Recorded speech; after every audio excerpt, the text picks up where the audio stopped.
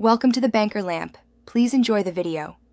You begin by locating the audio you want to keep and confirming its format. This matters for quality. Open YouTube Studio and your editor so you can work without delay.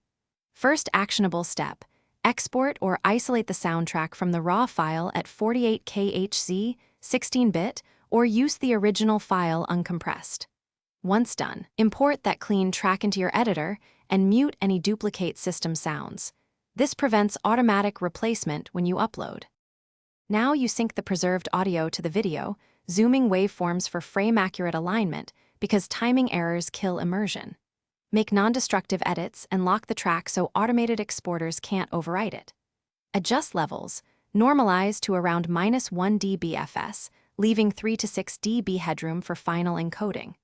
Use gentle compression only if needed and avoid multiple lossy saves.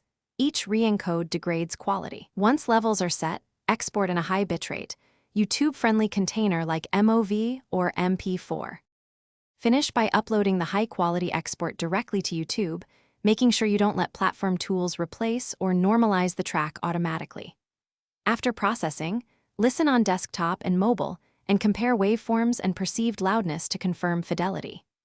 If audio is absent or altered, re-upload the isolated soundtrack and use YouTube Studio's editor to replace or reattach it, or re-export with slightly more headroom. Quick troubleshooting tip: if YouTube strips audio, upload a separate audio-only file and merge inside YouTube Studio.